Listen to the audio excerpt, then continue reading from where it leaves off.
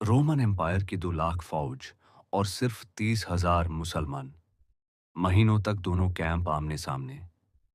लेकिन Roman camp से रोज रात सिर्फ डांस, पार्टी और शराब की आवाजें।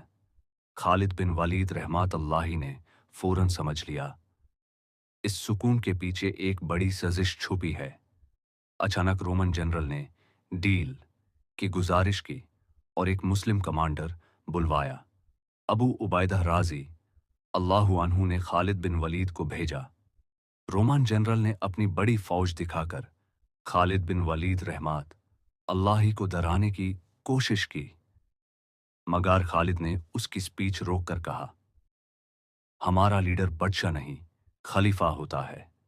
अगर उसके दिल में बादशाही का जरा सा भी शैबा आए, हम उसे उतार देते हैं। रोमान समझ गया, मुस्लिमों का हौसला किसी ताकत से नहीं टूटा जा सकता। हकीकत यह थी कि रोमान एम्पायर पर्शियन आर्मी का इंतजार कर रहा था ताकि दोनों मिलकर मुसलमानों को घेर लें। खालिद ने फौरन हजरत उमर राजी अल्लाहु अन्हु को खत भेजा। उमर रहमत अल्लाही ने पर्शियन आर्मी को रोक दिया। रोमन प्लान क्रश हो गया। इसी दौरान उमर रजी अल्लाहु अन्हु की भेजी हुई 6,000 फ्रेश ट्रूप्स रोज छोटे ग्रुप्स में यरमुक उतरते रहे। रोमन हर सुबह नई मुस्लिम फौज देखकर घबरा गए। आखिर एक महीने बाद रोमन आर्मी ने जंग का फैसला कर लिया और यरमुक की असली कहानी शुरू हुई। पहले 4 दिन रोमन के शिद्दत भरे हमले, मुस्लिम सफ़ें टूटने लगी। मुस्लिम औरतों ने ऊँटों से दीवार बनाई, पत्थर फेंके और तकरीरें की। सिपाही वापस पलट आए। 4 दिन को 700 मुसलमानों की आंखें तीरों से जख्मी हो गए। इसलिए इस दिन को डे ऑफ लॉस्ट आइज कहा जाता है। 5 दिन रोमन्स थक गए। उन्होंने जंग रोकने की रिक्वेस्ट की।